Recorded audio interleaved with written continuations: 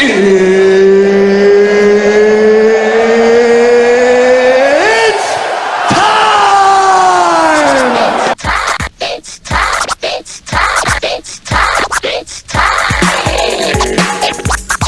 again, The Upgrade presents It's Time. Gary Muttley here, joined by Len Carmichael, Landmine Studios, and also the one and only John Wren. I don't have a studio, so I'm associated to. Yeah, whatever. Yeah, well, Nobody come to your damn studio anyway. Like you said last time, one is already enough. That's very true. So, once again, we are going to get into UFC because this past weekend we had UFC 264. But before that, I just want to take a second and say, rest in peace, Paul Orndorff. Oh, yeah, for Mr. sure. Mr. Wonderful. Yo, his feet totally touched first. That's what I'm saying. Got fucking robbed 30 years ago. Oh, man. It was more than 30 years ago, wasn't it? Jesus Christ. Probably it had to be around like 86, right? So I mean, like so that's 35 years ago. Oh, fuck, Yeah. we're old. God damn it.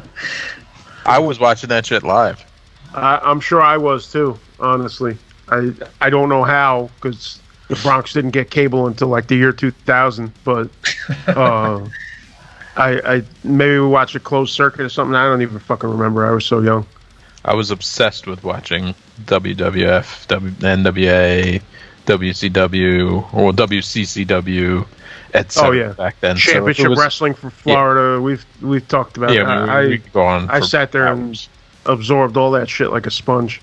My mom was sick of me by the time I was like 12. She was just like, dude, you can't get every pay-per-view. And I'm like, what else am I doing? I'm already grounded. See, like, I can't leave the house. I had the opposite.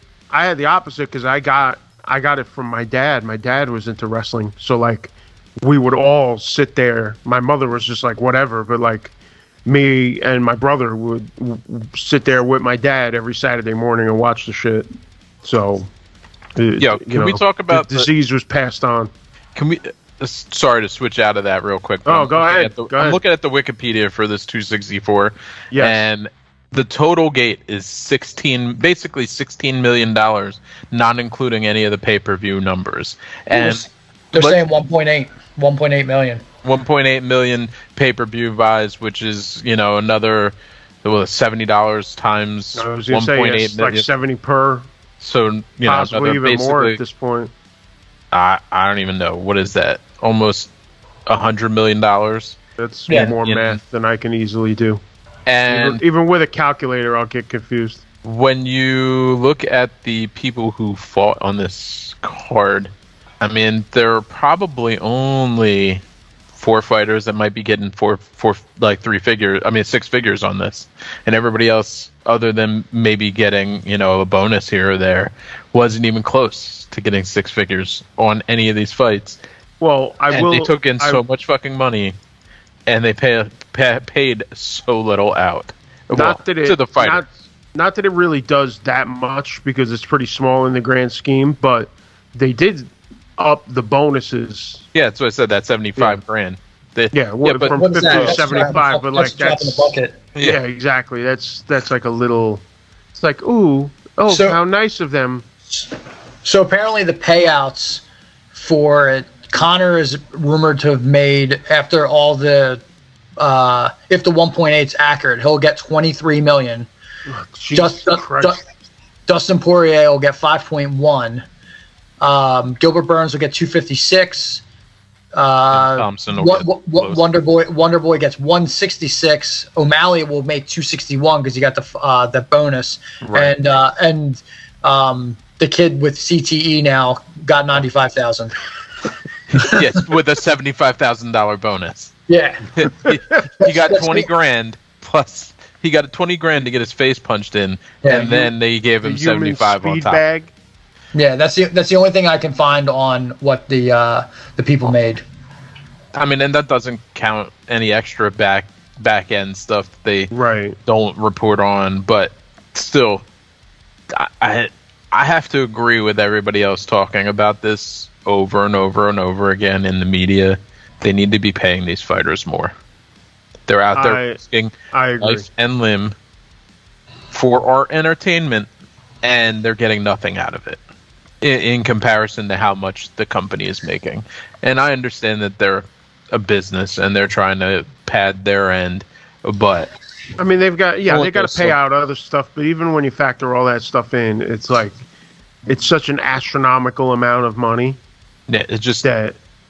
Come on, it's basically criminal in my opinion. I don't disagree at all.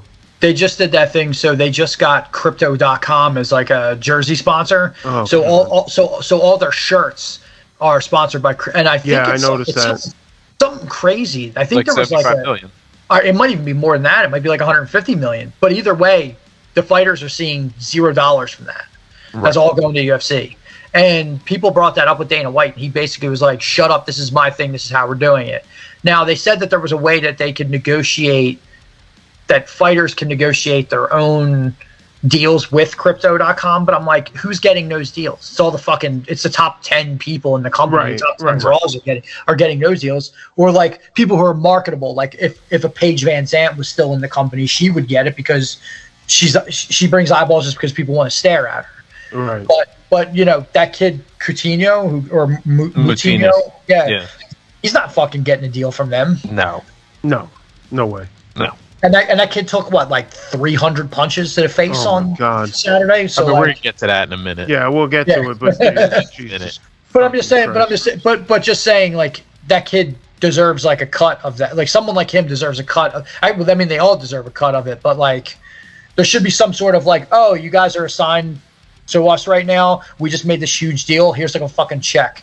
I don't care if it's like $1,000, but those kids, every one of those fighters should get a piece of that. Yeah, I agree. Especially because they're required to wear it. It's not like they have.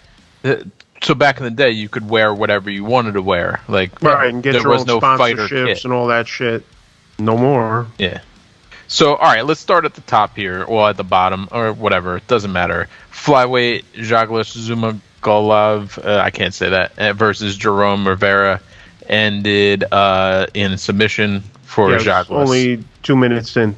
I'll say it was a real nice guillotine choke at the end. Was the fight competitive before that? Yeah, it was kind of back and forth. I wouldn't say that anybody was really dominating. Okay. So, and then that choke was just, there was some back and forth, and then he ended up just in the wrong spot with the choke, and that was that. So I do have to put out there, I bet on a few of these fights because I got access to someone at the ticket thing in AC, and I got my tickets for like a couple of these fights. I was looking at this fight because Jerome Rivera was a pretty sizable underdog, and I was like, I'm gonna put money only on underdogs tonight and see what I get. And I almost put $10 on Rivera just in case, but I ended up not doing it, and now I'm glad I didn't. This is the one fight on the card, literally the one fight I did not catch. I forget. I don't know. I think I was down here in the basement working on something. I ran upstairs to catch it, and it was already over. So Tavares versus Akhmedov. Tavares won. Slow, plotting, split decision win. The highlight of this was that cup check early on. Oh, bro, that was rough. It was real. Other than that, I was like, man. There were a couple cup checks in this fucking card. Yeah. That was a pretty heavy one. That was a knee, I think, right? No, somebody got like literally blasted with a kick. Oh, okay. And it wasn't in this one. It was later on. This one I think was just a knee. Yeah, this was. But it went right in. Yeah, it was. Yeah, there was I remember the real bad one later on. Yeah, boy. Ooh. That'll wake you up. So, John, when did you jump into this? Where So in the midst of doing housework, I saw the end of the Jennifer Maia Jessica Eye fight. Okay. So I saw that bloodbath, But then I went back out and did stuff. I didn't really jump back in until I saw the Ryan Hall thing only because someone sent it to me and it was short, and then I saw a couple fights later. But I'll get into the fights that I get in, but I'm not there yet. Okay.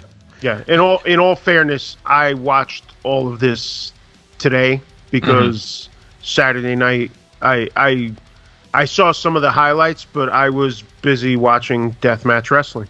It was probably more entertaining than this. Yeah, you could say that.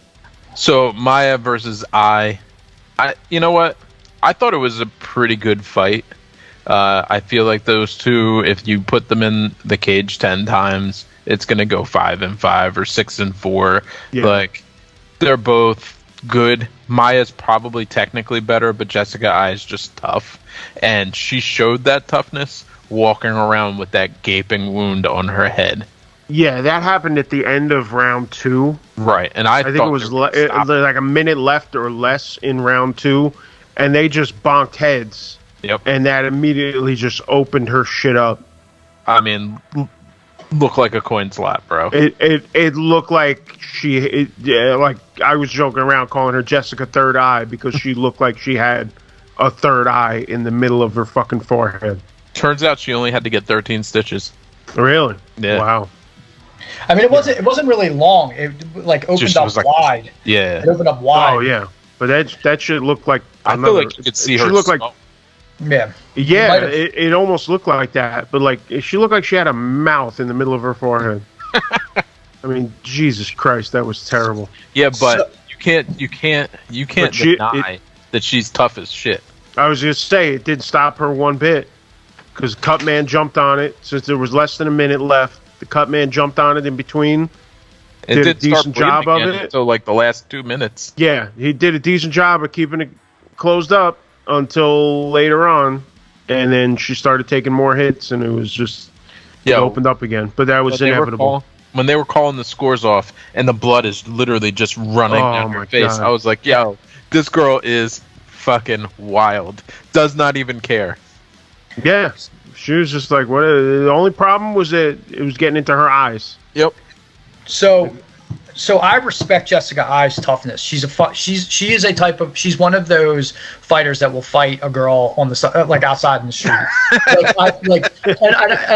I think that there's something to be said about that. Like, she's a fighter. Right, 100%. However, she is my first IT'S TIIME. She is 5-9 in the UFC. Okay. Now, while she fights, like, she'll fight anyone, and she'll try to dog it out. She is not good.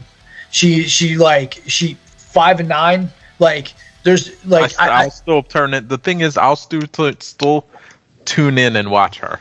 Yeah, I don't know. Like, after Valentina like kicked her head into orbit, like, I kind of was like, I don't care. She had that run. She had like a decent run. She talked herself into that title fight, and now has she won since? I think she's like lost every fight since. I don't even know. Off the top of my head.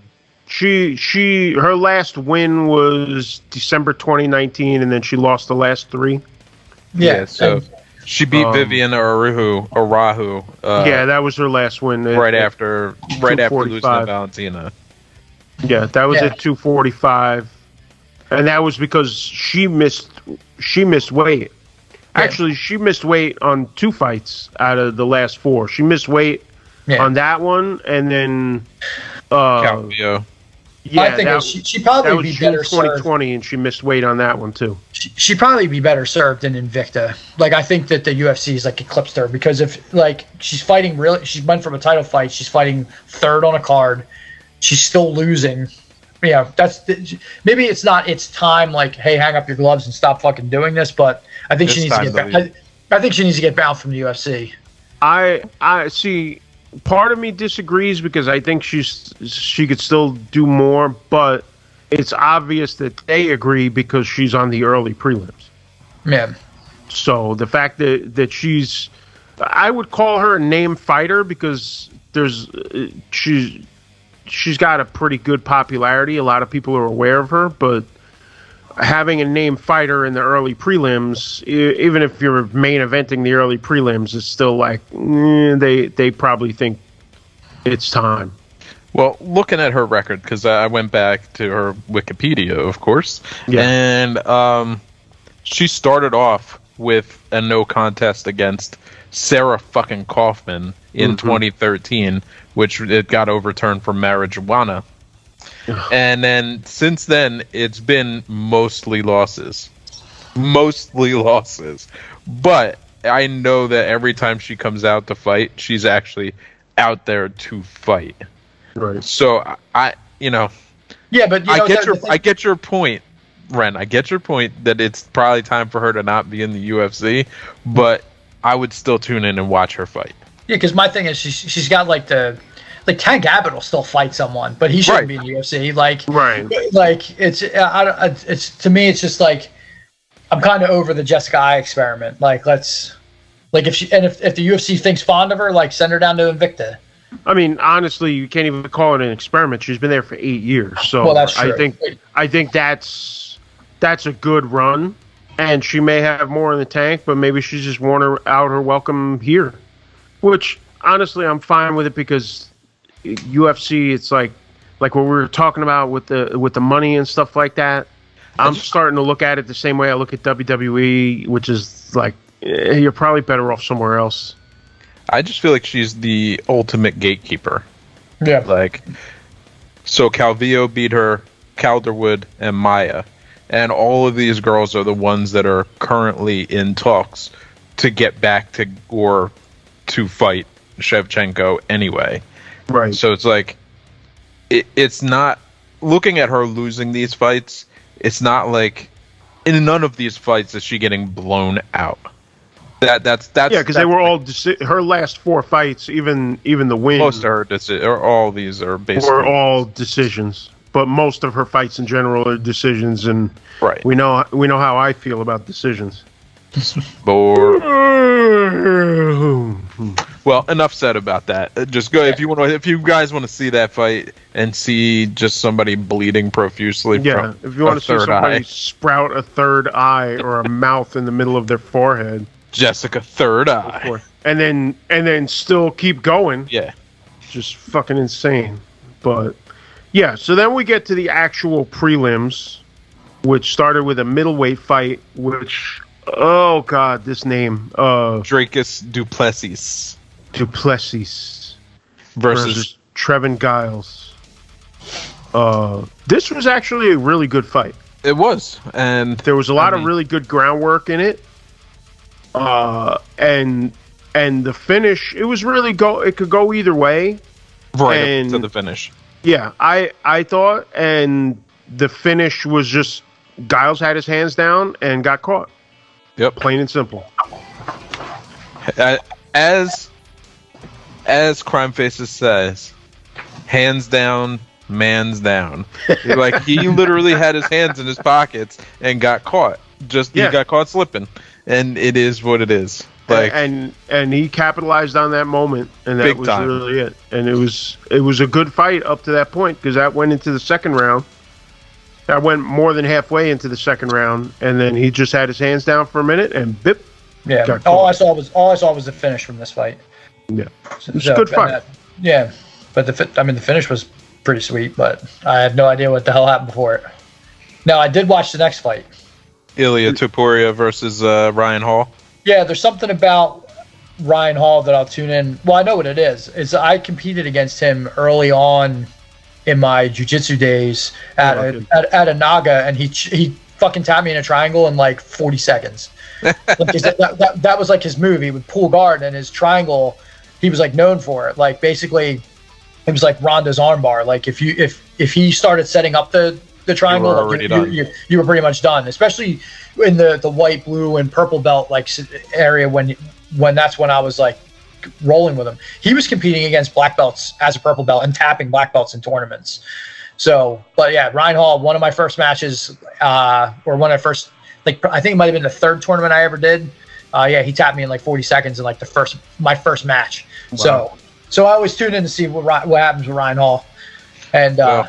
He got his face mashed in. Yeah. Well, he does that weird roll around shit. He's diving for legs and weird shit, just trying to create chaos to make you make a mistake and leave something out there for him to snatch and rip off. Yeah. Well, he's also a product of Lloyd. I think he's a Lloyd Irvin guy, and Lloyd Irvin was like the king of leg locks. So that's probably like his new like bread and butter. Like, I mean, I haven't paid attention to his like jiu-jitsu like career since he's gotten to MMA, but he's probably legitimately like, that's my thing. If I can grab your leg now, like he probably moved on from the triangle, and his leg locks are probably the thing. But he ran into a guy who's another high level black belt that has hands, and that it doesn't work. You can't do weird shit like diving rolls into leg locks and think you're gonna catch a guy. Yeah, it was like Indiana Jones. Because it's like the scene in Indiana Jones where guy's got all the sword shit and then boom, done. Because this dude is rolling around trying to do all this weird shit, and then he just caught a couple of good hands, and then it was just over. My thing though, he was done too. I mean, like fully done. Yeah, he was dizzy. He's you reporting could see the birds flying around. He's reporting that he broke his hand on the first punch he threw. Oh, and really? after I saw that report, I went back and watched the fight, and I watched the first punch he threw. You know, if he broke his hand on that first punch, like, he has the most brittle hands. Like, I'm not like, I don't know, like, because Ryan Hall doesn't, he's not a bomber. Like, so I don't know what unless he fucked his hand up in training, and his hand was sore going in, and he didn't realize that he had like a hairline fracture or something, but he swears he broke his hand on the first punch of the fight. And there's nothing about the first punch that he threw that says to me that that's a broken hand. Like, I've thrown harder punches and not broke my hand. Like, I don't know what the hell. Like, he must have brittle bones. Bitch hands.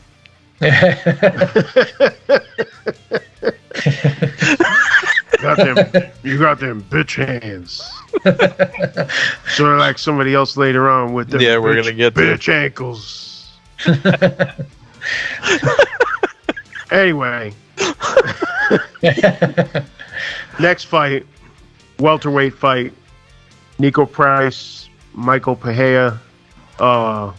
This went to a decision, but going against my usual, I actually thought this was a really good fight. It was a great fight. This was that fight with the fucking blast to the balls. Nico Price barely made it through. Like, dude, he got it, and you could see the fight drain out of him for a moment, and he's like, oh no. That dude turned a couple of different colors when that happened. Yo, if that fight had been just one more round, Price would have won that fight. But yo, what about that flip in round 2 that he did? That was like some straight pro wrestling shit. Like, that dude did a fucking standing moonsault. Yeah. Oh, that dude does that shit. He tries to bounce off the cage. What was funny is in that fight they were talking about how he tries to do that Superman punch off the cage, and he never lands. He never lands it, and he does it like 3 times a fight and has never landed it once. But he's gonna land it one day, and somebody's gonna go straight to fucking sleep. Oh yeah. Somebody's head is gonna go spin. Yeah, but if you go like 1 for 50, like, come on, maybe it's time to throw that tool out. Yeah, but you know what? You know what? That one will be shown everywhere. That shit'll be viral like a motherfucker. Yeah, I suppose. Yeah, I enjoyed that fight, considering the fact that it was a decision fight. Yeah, exactly. It had enough. Like, they were actually fighting. So, like, I don't have a problem when you're actually fighting if you get to the end and there was not a finish, because we'll talk about it later when we get to one of the later fights, but there's a way you can have a decision and be exciting, and there's a way you can have a decision and just be boring. The prime example of having a fight with no finish and be exciting is Shogun Henderson 1. It's one of the greatest fights ever, and there's no finish. Fights. Yeah. No finish, but there was electric. Yeah. For all sure. 5 rounds. And both of those dudes, they died that day. Yeah. that was the last time either one of them were like killers. Yeah. Well, it's one of those things. It's like same thing like you have in pro wrestling. It's like once in a while you just get that matchup, and it's just magic, and they're never going to top it. So then that brings us to another welterweight fight. Max Griffin defeats Carlos Condit, and this isn't its time. This is my it's time. And it pains me to say this because Carlos Condit is probably my number 1 or number 2 favorite fighter of all time. I mean, he really was a top guy. He was a top guy, and I enjoy like his no nonsense approach to everything about the fight game. He's not out there talking a bunch of bullshit. Like, he comes to fight, and he's a fucking dog. Right. He fights. And even in this fight, he definitely had some moments where I was like, okay, the old Condit is still in there, right, but he just doesn't have enough of it, and these kids are too young for him to keep up with, and he's just too old now. I guess he's like 38, something like that. Yeah, but he's got a lot of miles. He's got so many miles. Well, yeah, I was going to say, he's definitely got the miles on him. And he's 37. Okay, and he ain't been the same since he blew out his leg against Woodley. And it's time. It's just time. I'll be honest with you. Looking at him, he just seemed kind of slow, like he was going through the motions. Until he started putting it on him for a moment. Then there was a flash of that, but overall, like, he just didn't have the fire in his eyes anymore. Like, he just seemed like he was just like, eh. Check time. It was like Ronda's last fight where she just didn't have that same fire. Right. It's the same kind of thing, and you see it with a few fighters. It's like at some point they just look like they're going through the motions. They're just not really feeling it. They're getting a paycheck, and that's the feeling that I got watching him in this fight. So I was very surprised. That's my personal first it's time. And I can agree with that. I'm with that. Yeah, I agree with that also. So and that was the prelims. So that brings us to the main card, which started off with a fight that should have been over before it even hit the fucking octagon, because O'Malley talks so much shit. He should have knocked this guy out in the back, and he couldn't do it. He couldn't even do it in the fucking fight. So we're talking about Sean O'Malley versus Chris Mutino. We talked about it a little bit earlier. Chris Mutino came to fight. It was the battle of Machine Gun Kelly stunt doubles. Let me just say, nobody has ever pressured O'Malley that way. And if somebody with real skill and a chin had done that, O'Malley would be fully exposed. But in my opinion, he's been exposed already. The door opened way too wide, and now everybody knows exactly what to do with him. Yeah. Don't get punched in the face and pressure him. That fight absolutely should not have gone as long as it did. My thing is that so Herb stopped that fight with fucking like 20 seconds left, which is dumb. That pissed me should off. Should have given the kid the dignity to fucking see the bell. Like, if you were going to let it go all that time, why are you going to stop let it go to the end? But my thing is too, if damage is his argument, if Herb's argument is damage, then that fight should have been stopped between the first and second round. But he came out still wobbly in the second round. And if that's what Herb was basing the stoppage on, was damage, the fight should have been stopped in the beginning of the second round. I totally agree. If you're going to let it go, that kid was still throwing punches. Let it fucking finish. There's no reason to stop that fucking fight. Like he took a big punch right before Herb stopped it, but right before that he threw a punch. He was still fighting. He was still fighting and still defending himself. If he had just dropped at that moment, then there would be no, like, when O'Malley hit him, even if he didn't crumble, but he just stumbled back or something, then there would be way less to be like, just let him finish. But that dude came to fucking fight. Oh, yeah. O'Malley staring at the fucking clock because he's like, what is up with this dude? He was doing it in the first round. Right. He was doing it at the end of the first round. Yeah. Yeah, they even mentioned it on commentary a couple times. I don't want to get too deep into this conspiracy here, but I feel like, and I don't want to call it this, but there's some reputation protection thing that I consistently see in weird calls like this. And I'm not saying that Herb Dean was paid to do this or anything, but it's just you think there might have been some influence to it. Well, you got to protect your investments, bud.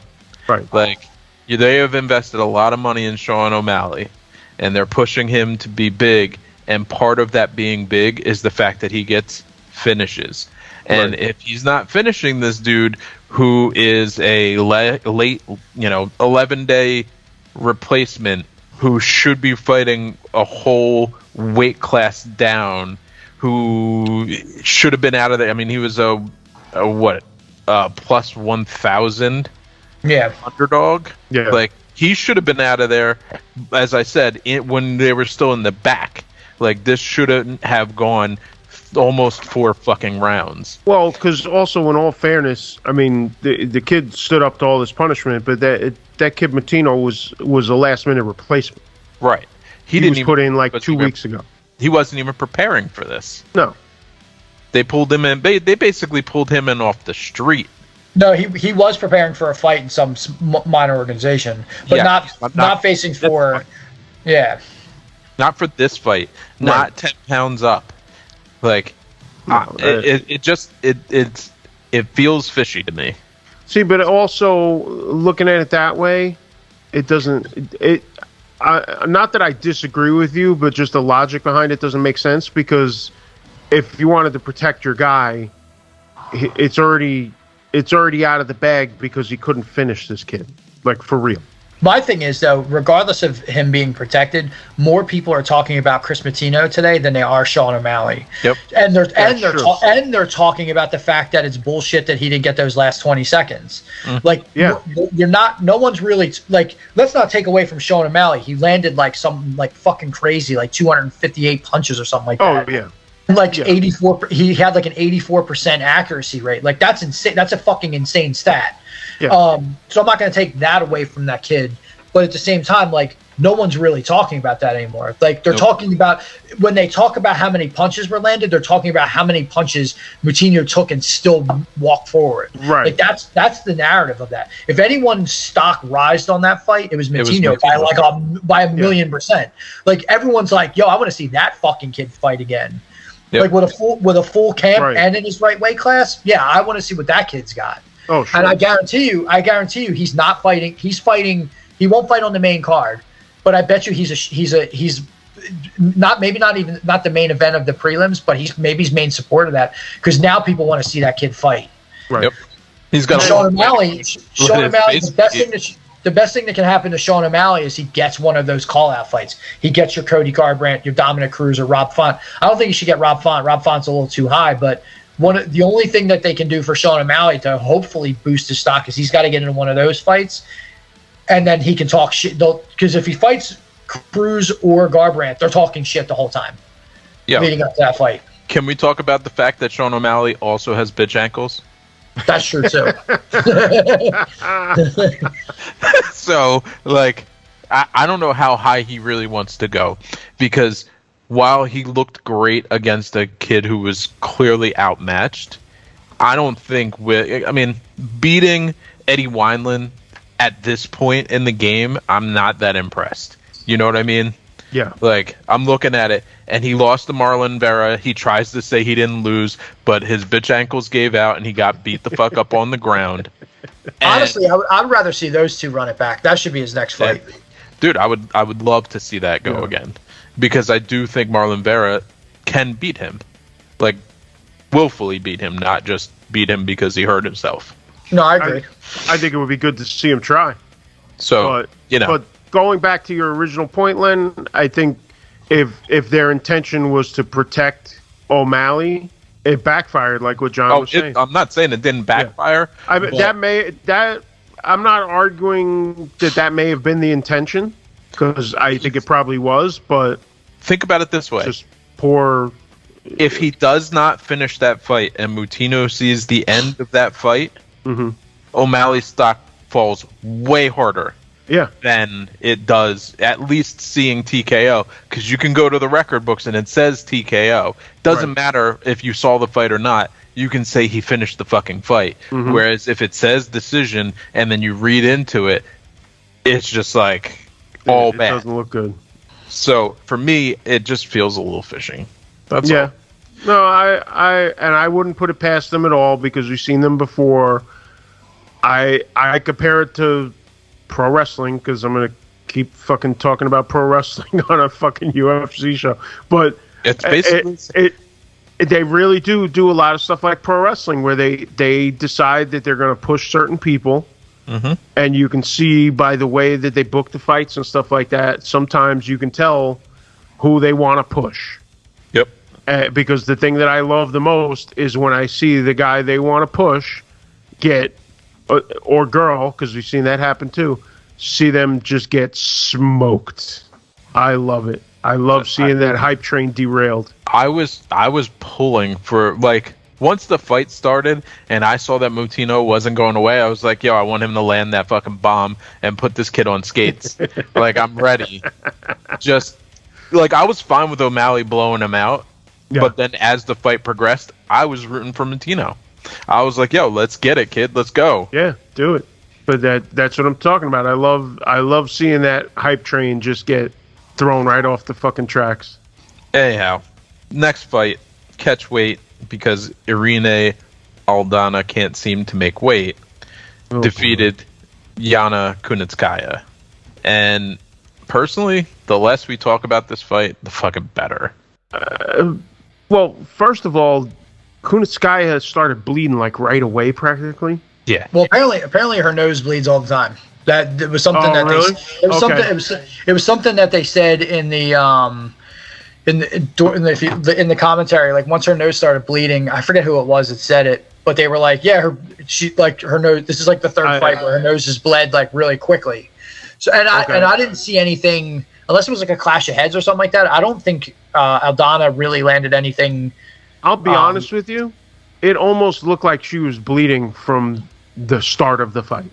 Right. Like if I didn't know better, like she just I'd have to go back and look at it again. It almost looked like her nose was bleeding when she first came out of the fucking corner. Because I thought I kind of caught it, like it looked like maybe, and I thought that was really weird. She just did some smelling salts before she walked out. Sometimes I have no idea, but she bled pretty quickly, and but that was noted that she like apparently her nose bleeds like almost immediately in like the last like 3 fights. Maybe she does a shit ton of cocaine. Who knows? Hey, maybe. I mean, listen, they don't test for that, so go figure. But you know what? I didn't hate this fight. I didn't hate it either. I didn't care about this fight at all. And one of the things with this fight was she went down, and even the commentary was saying that Aldana should have let her get back up, which I was like, yeah, probably. It was a little weird that she kept her down. Well, Irene Aldana does have good boxing. She reminds me a lot of like the Nogueiras, like their boxing. Yeah. Like it wouldn't really fly too much in an actual boxing ring, but for MMA. Like it's pretty solid. I think she would have been when they went to the ground. I thought I did bet on this fight. I put it in a parlay and I picked Yana, whatever her last name is. Like I picked her to win the fight mostly because I thought the weight cut was gonna be bad because Aldana was saying that it was like due to like she got her period, she like stopped sweating, she like, and I was like, all right, she hit her brink, like that means she's drained. And I thought like if this got like even deep into the first round, she might be like huffing. But she proved me wrong. She fucking beat the snot out of this girl. Yeah, Aldana weighed in 3.5 pounds over. Right. This 3.5 pounds. 3.5 pounds over the non-title fight thing. So she was actually 4.5 pounds over the weight. Oh, really? Yeah. This is her second missed weight, but she's also been in 2 other fights where other people have missed weight against her. Weird. So there's 4. She's got 4 on her record. Wow. Right now. But yeah, I didn't hate this fight. I thought there were a few good moments, and yeah, maybe she should have let her back up because she let her back up instead of keeping her on the floor. She probably could have cracked her and knocked her out anyway. But she ended up getting the TKO. But I thought it was a pretty decent fight. Yeah, I think my problem is I'm not high on Yana Kunitskaya, so I was like, whatever. Yeah, I wasn't really all that familiar with either one of them. Like I knew the names, but I don't recall if I'd seen them fight before, so I wasn't really tied into it one way or the other. Right. And then I was definitely tied into the next fight. Next one was like King Kong versus Godzilla. Yeah, Tai heavyweight Tuivasa is a fight. fucking treasure. I'm just saying that now. That dude's a fucking treasure. Yeah, as long as he fights, I'm watching and cheering for him. Yeah, but you know what? Get the fuck out of here with that sneaker shit, dude. The shoeies? No shoeies. What the fuck? Yo, just imagine being Greg Hardy though. You got knocked the fuck out after talking all this shit to a dude that came out to the Spice Girls and drinks beer out of other people's shoes. Like, you need to go home and sit in the corner for a little bit and think about what you did. Yo, Greg Hardy went down like a literal sack of potatoes. Sack of shit. Oh yeah. Fuck that guy. Yeah, See, I'm no Greg Hardy fan. This is exactly the type of heavyweight fight that I like to see. Quick, because you know if they go long, they'll fucking gas out. So like those dudes are just swinging for the fences, and boom, boom, boom. I will say that Hardy did crack Tuivasa, and then he ran in like an idiot again, hands down, hands down. Exactly. I was just gonna say that he got him. He didn't go down, but you could see he was definitely like, and then he was like, "Yo, that was a good one." Yeah, and then he put his hands down, and then Tuivasa was just like, boom. Good night, Irene. Boom, boom. Like, I got something for you, and that was that. But that's like I said, that's the type of heavyweight fight that I like to see, where it ends quick, and that because that was what, a minute in. Minute 7, 1 minute. officially. Yeah, the whole fight was a minute 7. So, all right, can we agree that that all heavyweight fights should be a minute and change? But the Greg Hardy experiment is a failed experiment, and they need to let him go. Yeah. Yeah. Yeah. I'll say this: it's time. Like, he could go fight somewhere else, and I just won't care. But I don't. If they never book him again, there will be no love lost on my end. I care just because I want to see him get smoked again. Yeah, I mean, he honestly, he's probably better served. Like, I don't even want. I think the dude's a fucking human, like fucking garbage can. But like, yeah, like that dude like almost killed his fucking wife. Like, who's like not even as big as me, and Greg Hardy's like 3 of me, and like, so fuck that guy. But in terms of, if you're going to remove all the shit from like his past and his personal life out of the way, he's probably better served on a place like Bellator. He's too big of a name to really go to like CFFC or some shit like that. Right. Mm-hmm. But if he went to Bellator, that would make sense. He'd probably be more competitive there. Yeah. I still think people like even like Matt Mitrione knock him the fuck out, but like, he's not UFC caliber. He's only UFC caliber in name because he's a fucking like I think he has a Super Bowl victory, or maybe he doesn't. I have no fucking idea. But like, he was a known NFL player that is now fighting in UFC. But like, there's a lot of people Pro Bowler. Pro Bowler. He was a Pro Bowler. Yeah, no Super Bowl. Whatever. But like, so he's a decent enough name, and that's the only reason he got the UFC pass. Like, anyone else that has like his skill set is not in UFC right now. Well, okay. Well, let's be serious though. Anybody that has his skill set and abilities and is not a heavyweight is not in the fucking UFC, because you couldn't get through with this bullshit in any other division. But that was, but you that's wouldn't also win even one fight. But that's that name shit, right? Same thing with, as much as I like them as a wrestler, CM Punk, a bunch of these other dudes where they sign him for a little thing and like, it's all just to capitalize on the name. And by the way, just to be clear for those of you listening that are not familiar, Hardy was arrested a few times, if I recall correctly. Well, there's definitely at least one involving domestic violence, assaulting his ex-girlfriend and basically throwing her around. So just on that alone, I'm happy to see the dude catch the fade. Yeah, he's about shit. Yeah, they did a whole investigation, and he was suspended for 10 games by the NFL. This was back when he was playing football, and then they reduced his suspension from 10 games to 4 games, and then they expunged the whole thing. So it typical if you got money shit where they make charges disappear. Well, the other thing is that they can make charges disappear all they want, but those photos surfaced, and that girl got fucked up. Well, and the day after those domestic violence charges were expunged from his record, Deadspin put out the photos of her injuries. Yeah, so fuck him. Yeah. As far as I'm concerned, he can get knocked out like he did on Saturday every time he fights someone. Yeah, I hate seeing a dude like that get a payday, but I like seeing a dude like that get knocked the fuck out.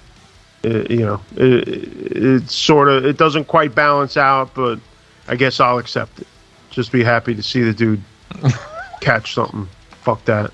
Well, he's got 2 losses in a row, both by knockout, and I'm fairly certain that they're not going. The thing is, he's reached that level where they can't keep throwing him cans to crush. So now he's actually fighting people with some skill, and they're proving out that he has none. And as long as he stays and they continue to pay him, he will continue to get knocked out because he just doesn't have it. He doesn't have it. Yeah, but I think, just like we were saying, I think it's time for this guy. I think the experiment is done. Oh yeah, it's a failed experiment. He's done. Just tell him to go kick rocks. What I think is hilarious in his pre-fight interviews, he was talking about how he wants to also go over to boxing and he wants to challenge Deontay Wilder. I'm like, and after I watched Tai Tuivasa knock him out, I'm like, Deontay Wilder would literally put that dude in the hospital. Yeah, he will actually give you brain damage. If you tried to box him. Now Deontay Wilder is not a good boxer, but he's a better boxer than Greg Hardy is, and I bet you he hits harder.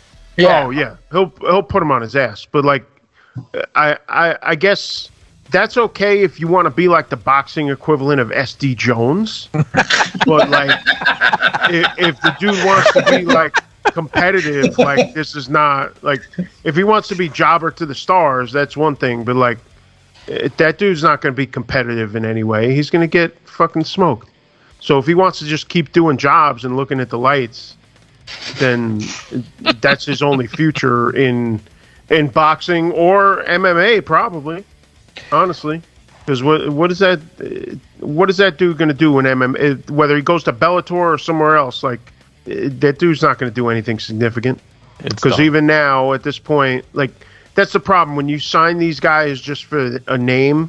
And that's why they rushed the CM Punk thing. Because honestly, when you sign him for the name, you only get a little bit of mileage out of that, so you got to use it fast. Yeah, you got to squeeze it before the juice dries up because that's why CM Punk had so many fights in such a short period of time because they only had 2, I think. Yeah, just 2. Yeah, but I mean, how much time was there? I think there was a year between them. Yeah, maybe you're right. And I think he got a full year to train for what ended up being the Mickey Gall fight. They announced him, and then it was a long time before he actually fought. But they announced him because they were capitalizing on all the controversy that he had because he had just left WWE and had done the whole podcast thing where he talked about why he left and all that shit. And they were like, they paid him on that. They paid him $500,000 for each of those fights, and aside from any signing bonus and backstage shit, but I guarantee you they made a return on that investment because I know a ton of wrestling fans that didn't give us jack shit about the UFC that watched his fight. Sure, because I know that he's a man of he was the most popular underground wrestler because he really was. As a big fan, I could tell you I mean, I was already into fights, but if I wasn't into fights, sure, he brought some new fans in. But even if it was just for his events, I guarantee you the UFC made their money tenfold on him. But after let's face it, after those 2 dismal showings. Well, yeah, that's it. There's no interest in it anymore. Right, but that's what I was saying, that you got to squeeze it out quick that's why they signed him quick and made the big announcement, but then waited a while because like, oh, well, we got to capitalize on this. It's all marketing bullshit. But I will say this, they did right by him because they have a partnership with Cage Fighting Champion, or Cage, I forget what that fuck it is, Cage Fury Fighting Championships. Yeah, and he's one of their color commentators. And the Right. UFC set that up. So I mean, there's still a working relationship with the guy, but he definitely does not deserve to ever be in the cage ever again. No. Side note. And I say that as a huge fan of his wrestling. They overturned his loss to Mike Jackson. Oh, yeah. Just recent. Well, they just announced it just recently. Yeah, I just told you about that the other day. Because of weed, right? Yeah. Yeah, well, and it only came out because of what was it? Because Nevada just dropped their they're not gonna drug test for weed anymore for performance enhancing. So when that got dropped, that came out because I think that fight was in Illinois. It was in Chicago, and Illinois' state athletic commission apparently is like really fucking strict on weed. Yeah, Which is stupid. I agree. yeah. I mean, they still do it, but we could talk about this whole Olympic thing too, because same bullshit. But yeah, it only came out because of a Freedom of Information Act request. Really? Someone fucking FOIA requested that? That's funny as shit. Yeah, somebody pulled a FOIA request, and I'm pulling up the story now on MMA Junkie because they were the ones that put it out there. But 3 years later, it came out. Yeah, MMA Junkie learned through a Freedom of Information Act request and subsequent confirmation from the Illinois Department of Financial and Professional Regulation that Punk's unanimous decision loss to Mike Jackson had been overturned to a no contest. It was not reported publicly until now. Stems from Jackson testing positive for marijuana on fight night. Well, yeah, a FOIA request did that. For everyone listening, I'm just shaking my head. I love that someone fucking FOIA requested that. Like, I wouldn't know what happened here. 3 years after the fact. Well, MMA Junkie makes it sound like they were the ones that filed the request. So they might have. I wonder if somebody... They're backed by USA Today or some shit like that. Yeah. So yeah, somebody must have smartened them up and been like, hey, maybe you should look into this. But yeah, if not for that, nobody would have known. So we just skip talking about the next fight? Yes. Well, you don't want to keep talking about marijuana and fucking fighters? I mean, we can, instead of just talking about this next fight and just skip right. And lousy fights. Yeah. Like, neither one of these two dudes did anything to make themselves attractive to either have a first fight with Usman or a return engagement with him, because there was nothing about this that said either one of them could beat him. No. I think Burns's takedowns and like his wrestle heavy approach in this fight proved that Usman will be a nightmare for Stephen Thompson. I think that'd be a bad matchup. Now, granted, it is someone that's never fought him. That puzzle has never been fully, solved by Usman. But I think the writing's on the wall that Usman would just take him down and maul him. Yeah. But at the same time, like, I feel like Gilbert Burns also fought safe in order to try to just secure the win, to just be like, hey, look, I won again. I should be the number one contender. But neither one of them, even if Stephen Thompson won the decision on that fight, but he didn't. I mean, he won the last round, but like, even if the decision went his way, you didn't steal that fight from Colby Covington. Colby Covington absolutely is now going to get the next shot at Usman. Oh yeah, for sure. This was so bad that the crowd started booing in round 2. I mean, I don't put any weight into the crowd booing these days, because they'll boo for any damn reason. A lot of times I don't, but when it suits my nefarious purposes, I will go with it, because I can't stand Stephen Thompson. I won't even use that stupid nickname of his. I hate his walkout music. I can't stand Tenacious D. Oh, same here. I hate Jack Black. So it just makes me dislike him right off the... Like, I get he's an okay fighter. He's got skills, whatever. But... I think he's more than an okay fighter, but I think he's I think he's already peaked and on the downside. I think Well, he's 38. Yeah, and he's and he doesn't just have his MMA career. He has that really long karate career where he was like undefeated and all that stuff. Now, so I mean, obviously he wasn't getting the damage in return, but that's still a lot of miles of combat sports. So I just think that his best shot after he didn't win to Woodley and after he got knocked, well, I would say specifically after he got knocked out by Pettis. Yeah. That was the end. That was the end of Stephen Thompson fighting for a title. Like he might have been able to sneak himself into a title fight had he beat Gilbert Burns on Saturday. But I would say that, and especially now that he just lost. Now I understand he's still gonna stay in like the top 5, top 6, so he's like kind of still there. But I just don't see him going on some kind of run again where it's gonna earn a title shot. Yeah, I agree. And I don't hate him. I think I do like his. I don't know, something about his fighting style. Like, I can't hate the guy because he's like too nice. Like, I feel fucking weird like hating a guy that's that nice. That's part of the reason why. Because Gary, you're miserable. Well, but I like the bad guys. Although in MMA sometimes, like I still hate the Diaz brothers, but the guys wait. But how the fuck you call yourself Wonder Boy when you're 38? But that's the thing. Like when you're that nice, like I'm just like you know me. I don't like the baby faces. I don't like the night heels all the way. But that's taking all that aside. Like as far as the skill set, like I don't know where his path is. Like I mean, he obviously can. There's still fights for him. Like he can still fight, and he still fight at a high level. But I think I'm not calling this in its time. I think the title path is out the window. Yeah, I think he's past his peak for sure. Yeah, but he's still got a few years. Like I said, I just generally dislike him, but that's me being me. But yeah, he's definitely past his peak as a fighter.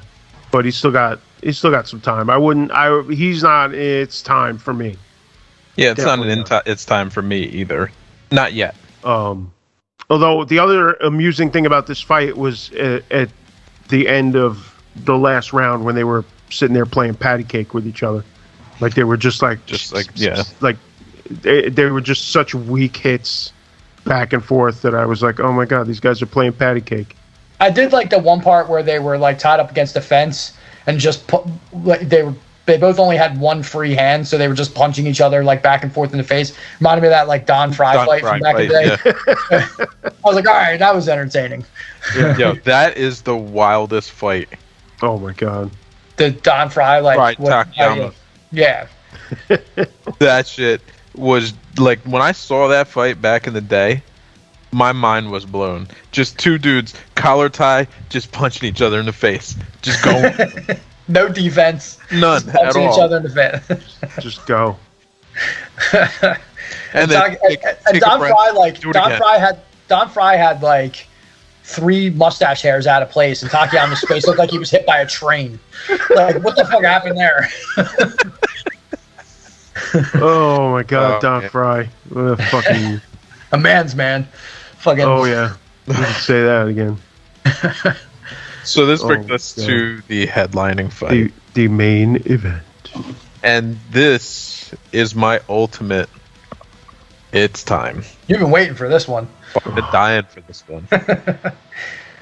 Dustin Poirier defeated Conor McGregor by TKO, and as this asshole is laying on the canvas yelling, "Doctor stoppage! Doctor stoppage!"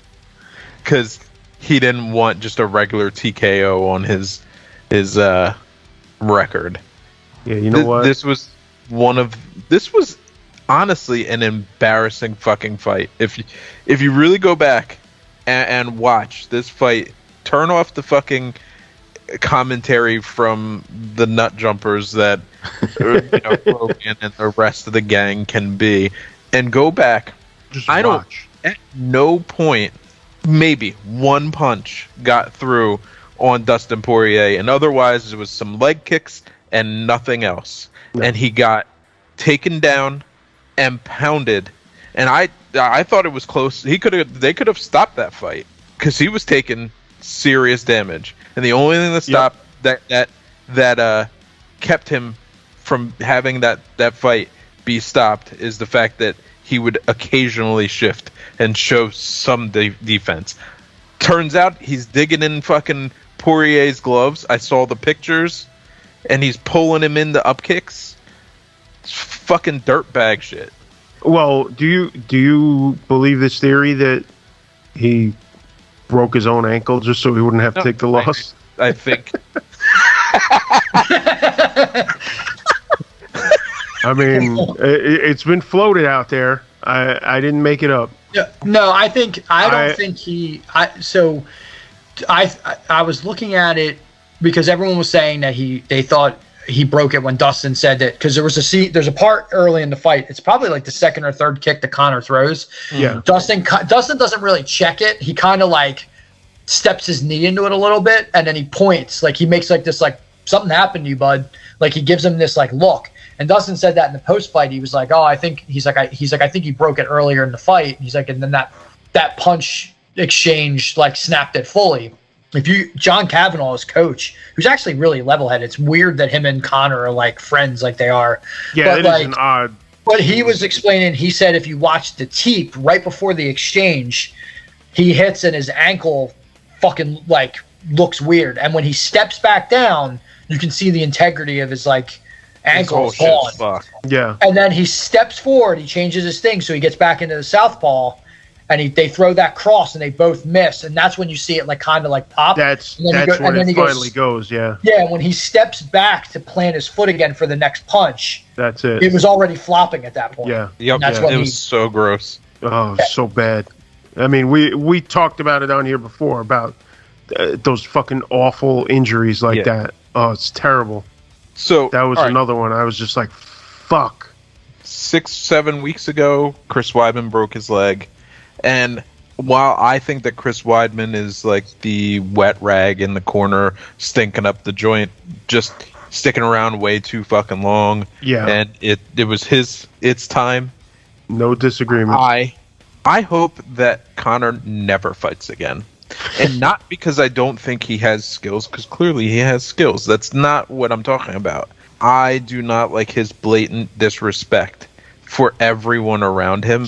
And while you say, Gary, you like the heels, I believe that he's even over the line of heel to being fucking just absolute trash. And everybody that fucking likes him is trash along with it, because it's fucking bullshit.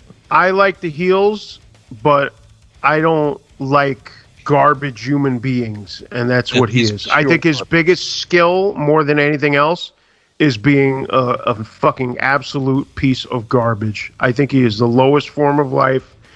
I thought that a long time ago. And it's never subsided. And he's just proven it more and more. The thing that pissed me off the most was the incident in Brooklyn with the fucking hand truck throwing it at the bus where fighters got hurt. Right. And while I like the heels, I like the heels that are entertaining and not just dicks. I, much like what I've said about John Jones, that I really dislike John Jones because of the shit that he's done. Conor's another one. Like, I think you're just a garbage human being. And I think in a sport that's trying to be taken seriously, you're just a liability. And we could go on about how the downfall of society, how people in general have just become garbage in many cases and still support people like this. But I don't want to see that guy make a dime. Me either. I don't want to see him make a single thin dime. I don't want to see him fight again. I want to watch them cut his fucking leg off.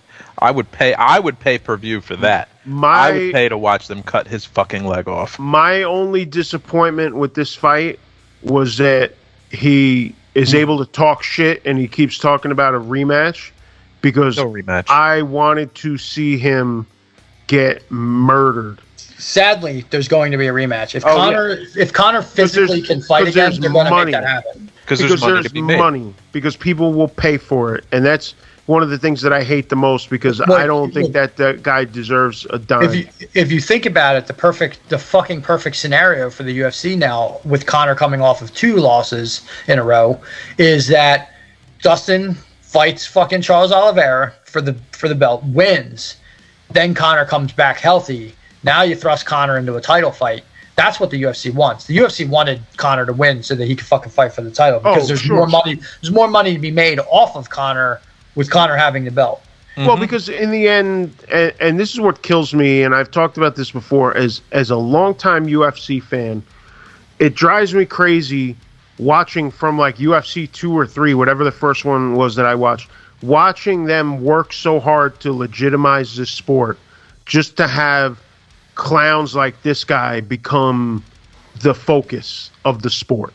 Like it just kills so much of the legitimacy because I think he's just a piece of shit, and it just all the blatantly racist bullshit that he said, and all just the asshole things that he said. Like, okay, yeah, you want to put on a little bit of a show, whatever. Like, I personally don't like it because if I want to watch pro wrestling, I'll watch fucking pro wrestling. I don't even need to think about all that. Let's just talk about the 2 accused accusations of rape that he has floating above him that haven't really been solved either. Like, he's just trash across the board. He punched that old guy. He punched that old guy. Like, yeah. And the thing is with the rape thing, like, I get it, guilty or innocent until proven guilty or whatever, all that shit. But like, where there's smoke, there's fire. Like, this dude's got this dude's got fucking accusations and things like even accusations of just cheating, even if it's consensual, just accusations of being and hey, shit, maybe him and D have some fucking shit worked out where he's like, oh, you're rich and famous, you can fuck people, but you come home to me. But like that, I don't know, like where there's smoke, there's fire, and like there's something there with the Conor stuff. Like, yeah, he does some cool charitable shit back in Ireland, but at the same time, like, that doesn't negate you fucking raping someone. See, the way I look at it is this, because you're always going to have your people that'll be deniers or whatever, that they'll say, oh, it's a he said, she said thing. So, like, even if you put that out of the way, just the shit that he says to people, like talking shit about dudes' wives and calling dudes monkeys and this, it's like, you know what? Just based on that alone, fuck off. You're a fucking piece of shit. I don't want to see you make a single dime. He's laying on the floor, being interviewed by Joe Rogan, and still trying to tell Dustin that Dustin's wife, is in his DMs. Come on, bro. That's what I mean. Like, fuck that. But that's why there's a picture floating around of him on the ground and her Dustin's wife flipping him off. Good, because you know what? I fully support that shit. But that's what I mean. Like, that's just so far out there. Like, there's just no excuse for that shit in a sport that people have spent so much time trying to legitimize. That's what you want flying around when somebody's watching the highlights on fucking ESPN or some shit. No, they should be pushing people like Dustin Poirier, an actual good dude. Right. But that's what I mean, because in the end, and a part of it, like I said, I blame society to a point, because they're the ones, like, they're not going to put up money to see Poirier. They're going to put money up to see pieces of shit. That model goes around Tito Ortiz. You can, like, both thank and be pissed off at him because if it wasn't for Tito, we probably don't have this conversation right now about any of the UFCs. But at the same time, Tito was famous because he was a shit talker. Right. Like, so, you know, he started that business model, and they're always going to look for someone to be a fucking lunatic. Now, on the flip side, you had people like Chuck Liddell as a character, but that was because, you know, goatee, the fucking mohawk, and he knocked people, like, you know, his lights out. Right. And he was famous for that. But, like, there's always going to be a Conor. Like, you know, Sean O'Malley's getting popular because he talks shit. Like, they're like, that's never going to go away. Conor, on the other hand, now Tito's a fucking scumbag now. Like, he's worse than he was ever back in the day. Yeah. But he never crossed some of the lines that fucking Conor's, you know, fucking, you know, jumping. No, but Conor took this to, like, a fucking completely different level that I hope that the UFC says This guy, we kind of let fucking go crazy, and we have to deal with that on our own, that they rein in the next guys. But, No, but that won't happen because look at John Jones. Yeah, but, the thing about John Jones is, I mean, he does shitty things, but, like, I don't know. He's never, like, I've never seen him, like, insult wives. I don't know that. Does he have a rape charge? Like, he just does drugs and fucks things up for himself. I mean, a hit and run on a pregnant woman and then running back to go get your fucking money. Yeah, that to me is like epitome of garbage human being. But I believe, he doesn't talk shit about people's wives, but on the flip side too, as I think, not to defend Jones, because Jones definitely has his like laundry list of problems, but at least in his situation there, he like made restitution on that. Like he did his community service, paid the woman's like stuff, like he did right by that woman. Like in the moment, he fucking totally didn't. But at least Conor, on the other hand, doesn't do any of that shit. He doubles down. Yeah, but Jones kind of doubled down too, because look, he went into rehab for one night. Like they let that happen multiple times. Yeah. No, he definitely gets a lot more. And he got a pass because money. Yeah. And to a much lesser extent, they do it with a lot of other people because like nobody knew that Lesnar was going to piss hot, for Christ's sake. I knew Lesnar was going to piss hot. So, all right, let's talk about this for a second. Let's get back on topic just for a minute here.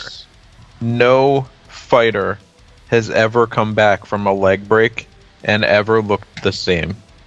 And there is no way, in my opinion, that even if Conor McGregor says he's healed, that he will be even remotely competitive going forward. Number one, everyone is going to be targeting that bitch ankle. Yeah. Trademark Walter Cardenas. Yes. Thank you for that one, Walter. Give you full credit. He's never going to really be confident throwing that leg kick again. And if he's not really confident throwing leg kicks, he's got almost nothing. Right. We've already proven he has no gas tank at all. If he got out of that round, if his leg had not shattered itself, there is no way, in my opinion, he was going to win that fight. He was already done. Yep. All this leg break did was solve his ego. It saved his ego because he can just blame it on his leg, not on the fact that he was about to get knocked out again.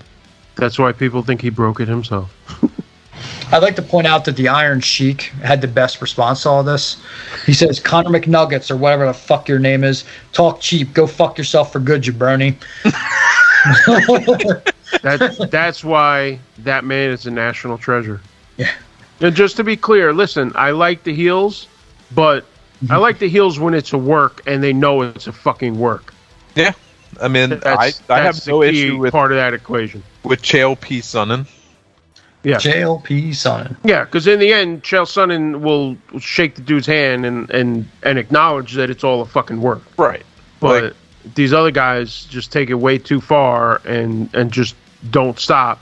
And it's the difference between dudes that are pro wrestlers that work as heels and dudes that are heels in real life, like Hulk Hogan. Fuck the Hulk Hogan. Yeah. You want to talk about lowest form of life? That dude is one of the biggest pieces of shit out there. Oh, man. But yeah, no, I also think Conor should just fucking get out. I mean, dude's made enough money. I don't even know if his desire is still there. Like, what are you fighting for? Like, he's the first two division. He's forever etched in the annals of history with MMA as the first simultaneous 2-division champion in the UFC. He fucking is the first UFC fighter to step up and fight a extremely high-profile boxing match. He's like, there's so much shit. He made more money last year than Messi and Ronaldo. Like, and those dudes are fucking like absolute global stars. Right. And so to me, if I get it. Like, I miss Muay Thai every day, but I don't know, man. Like, what is this dude fighting for? Like, and the fact that his ankle snapped And that's a real delicate heel. It's the same break that Weidman had, just lower on the body. Lower down. Yeah, just lower on the leg. And from what I read, it's a lot easier to heal because the blood flow typically it comes back there faster. Okay. So it's so good for him on the health side of that. But at the same time, it's like, I don't know, if I break my leg like that, like I'm done. No, like as you said, that's a break you don't come back from. Yeah, exactly. Like we were saying, you're never going to be the same after that. Do you want to be like hobbling around with a cane trying to play with your kids, or do you want to, do you want to be able to have like a normal life with your family? Like that's things that Conor has to think about now. Well, you make a good point because it's like what would he even come back for? Like, I mean, don't get me wrong. $23 million is something that definitely come back for. Oh, but sure. Like, but the dude's worth like 300 or something like that. Okay, but there is this thing where every time you come back and you open that door just a little bit further, your value starts to intrinsically drop if you're not still winning. Now, since March 2016, when he fought Nate Diaz the first time and lost, he's fought, 3, 6, 7, 8 times, including Mayweather, and he's won 3, and he's lost 5. Right. If you're 3-5, people are going to start to tune out. I don't care. Like, at this point, I think people are starting to jump off the bandwagon. Not all of them, but there are people coming off the bandwagon, which means that unless you come out and do something wild a few times in a row, you're never going to attain the heights that you've already attained, and now you're working with a fucking broken wheel. Right. Like, I think you need to pack your bags and go. Right. Well, like we were just saying before, what would have happened if that break didn't happen and he actually lost this fight? If he got straight up, like, I think the UFC has a conversation with him, because at that point his value will definitely, because he's in a Ronda situation. Yeah, right. You can't the amount of money that they have to pay Ronda, you can't put her not in main events, but right. She wasn't main event caliber anymore. Exactly. So you can't say like, oh yeah, we're gonna pay Ronda $5 million to fight third on the pay-per-view or whatever. Like that, it doesn't make sense for anybody. It doesn't make sense. Didn't make sense. It didn't make sense for Ronda. It didn't make sense for UFC. I think they're getting into that situation with Conor now. Now, with him breaking his leg, they definitely were able to fucking stall that for at least one more fight. I was going to say that buys him a little more time. If Conor comes to the UFC in a year and says I want that fight, they're going to give it to him. They're going to have to throw a shit ton of money at Dustin, because Dustin's going to be like, what the fuck do I want to fight this guy for? Like, he's beneath me. But they at least have the longevity of one more fight. If he goes out and fights Dustin next year, if he breaks his fucking ankle again next year, then that's the end of it. They're going to say, like, listen, no one's going to care anymore. And I bet you, if it's 1.8 for this fight, I bet you that the next time that Conor McGregor fights, he barely cracks $1 million. I agree. Yeah, but here's the other part of that. Who knows what's going to happen between now and then to Dustin? He's probably, honestly, like, there's a good chance that he's gonna have the belt. I say he fights. Yeah, I mean, yes. If he loses to Charles Oliveira, then sure, then a money fight with Conor makes a lot of sense. But if he's the champion, there's no sense in fighting Conor. Okay, right, so exactly. Let's just talk about this for 1 minute. Looking at the top 10 of the UFC lightweight division, there are only 2. Maybe there are 3 fights in there that I think guaranteed that Conor McGregor can beat. There are only 3 people in the top 10 that I think he can beat at this point. I don't think he can beat Charles Oliveira. We already have proven that he can no longer beat Dustin Poirier. He cannot beat Justin Gaethje because he just doesn't have that. Gaethje's too tough. Yeah. I think Beneil Dariush probably out fucking classes him on the ground. Chandler put his fucking lights out. Mm-hmm. I think he could probably beat Tony Ferguson and Dan Hooker and Rafael Dos Anjos, but he cannot beat Islam Makhachev. So what are we even talking about at this point? He shouldn't be coming back to fight Dustin Poirier, if Poirier is the champion, he shouldn't be coming back to fight Charles Oliveira. He needs to fight one of these dudes above him to prove that he even has the worth or value. I don't care if you put him in a main event on a pay-per-view and give him his last shot to like make up for these string of bullshit that he's thrown out here, but I need him to beat somebody else before they even put him in a fucking title fight. And from what I understand, Dustin Poirier said the same damn thing. He said, I'll fight him again, but he needs to win something first. Yeah, but they're going to look at it, just like we were talking about, as money, and the Poirier match is where the money is. Of course, that's where the money is. Yeah. But and if he's only got one more in him, then they're going to try and push. Then they're going to try to do that one. But the thing is, they're going to go to Poirier and they're going to say, "All right, we're going to give you $10 million for this fight." And Poirier's wife's going to go, "You're going to beat the snot out of that dude again for $10 million because that's going to be fun." Yeah. These last two fights with Poirier and McGregor have already proven that he does not have what it takes to beat Poirier anymore. But I would argue that the only reason he won the first fight is because he got in Poirier's head. Yeah, I wouldn't disagree with that. But I'm a big proponent of not believing in lucky punches. You throw a punch with an intention, but run that particular fight back. Same scenario, same headspace that Dustin's in and all that stuff. Does Conor land that fucking glancing blow again? Like it wasn't like a fucking death blow that he really caught him with. It was like Dustin didn't slip enough. And he got caught behind the ear. Right. I mean, even then, like I said, you run that very same fight back, the first one, same headspace, same lead up, same everything. How many times does Dustin lose that fight? Right. Because Dustin is a dog. He is going to fight you until the fight is over. Yeah. Whereas Conor, we've already proven he checks out. If that second Nate Diaz fight was even 1 minute longer, he lost that fight. See, Gary, I know you're not a Nate Diaz fan, but Conor was on skates at the end of that fight. He barely got out of there. Well, that type of fight, that was where I was hoping and praying for the double knockout. Because I wanted them both to lose. I actively was rooting for both of them to lose. See, I don't hate Diaz, but we've gone over this. I mean, I don't hate... I really dislike both Diaz brothers, but Conor McGregor is another level. Because at least the Diaz brothers don't have those type of charges that I'm aware of. No, I don't think they do.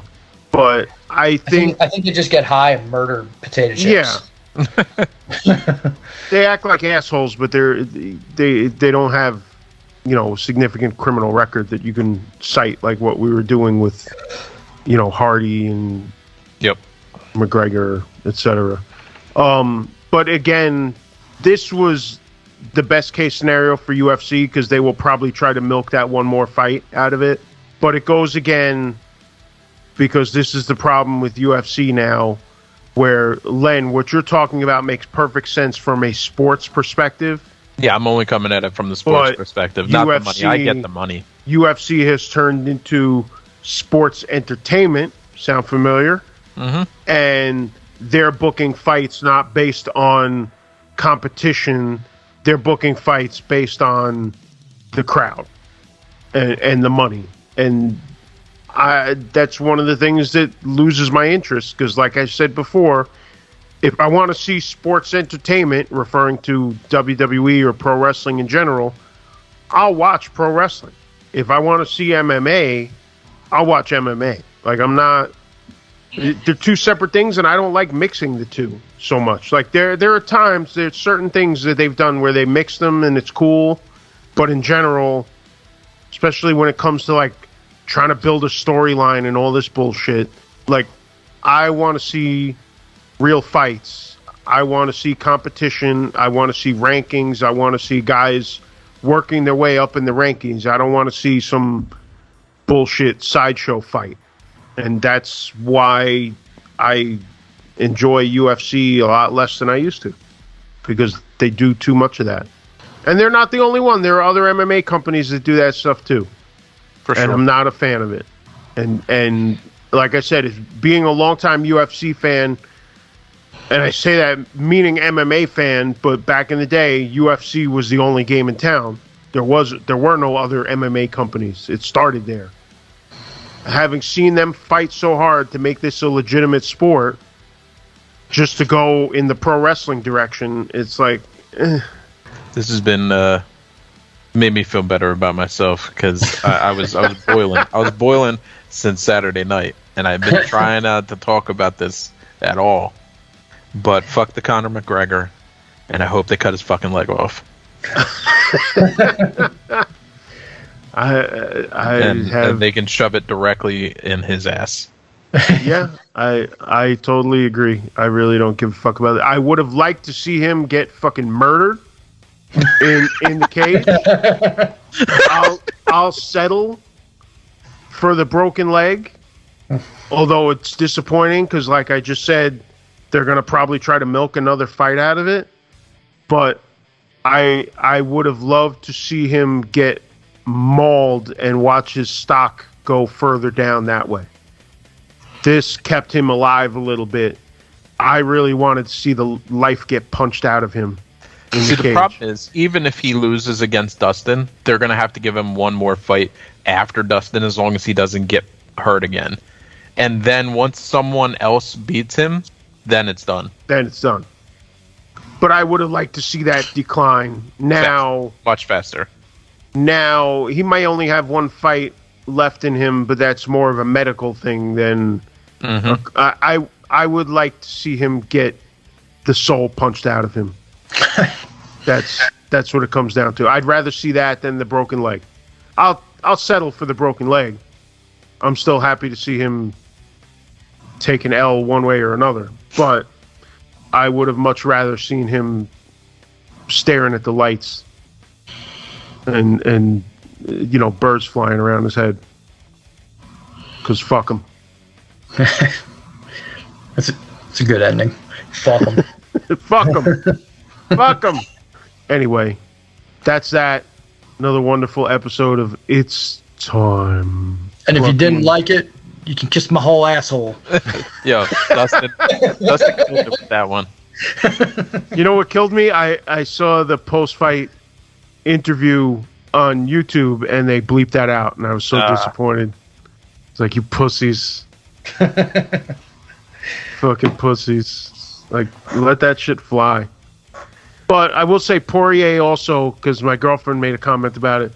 She's like, oh, he's a really nice dude, because Poirier was talking about how he doesn't wish anything bad on Conor. And you know, he was talking about wishing death on people, and you shouldn't do that. And I was like, yo, he's a nicer man than me, because I'd be like, yo, fuck that motherfucker. Eat a fat fucking dick, you fuck. Fucking hate you. Break your other leg. If it was me, they would have really had to stop me from running over and kicking him right in the fucking mouth while he's sitting on the fucking ground. Like, I'd be like, yo, I just want to go talk to him. I'd just be giving him DX crotch chops just in his face, like, yeah, eat it. Last thing. I do enjoy the fact that Poirier says that he doesn't care if it's in the octagon or on the fucking street. They're fighting again. Yeah, see, so that was cool. I like that.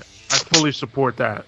But like I said, he was nice about it. I would not be so nice. I'd be like, yo, I'll kick you with your fucking bad leg. Fuck you. It would have been great if he had pulled the fucking Nick Diaz fighting Joe Riggs in the fucking hospital. Yo, in that cage, you would have had to stop me from peeing on him while he was laying there.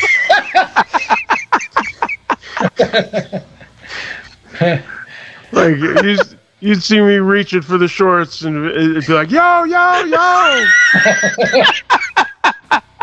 Taking it too far. Like, fuck that dude. If that dude was talking shit about my wife and all that other shit, yo, you would not be able to stop me.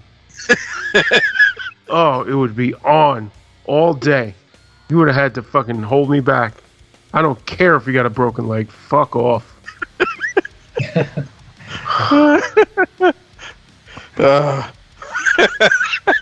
Anyway, we will leave you on that positive note. This has been It's Time, brought to you by The Upgrade. I am Gary Muttley, joined by the legendary John Wren and the also legendary Len Carmichael. Well, we're Landmine legends Studios. born on the same fucking day. It just is what it is. Really? Yeah. I'm November sure, 17th. I'm sure you guys told me about that and I forgot. Yep. I barely even remember my birthday at this point. That's what happens when you get old. Anyway, theupgradepodcast.net, etc., etc. Fuck Connor. Peace. Peace. All right, gentlemen. That was exciting. I gotta take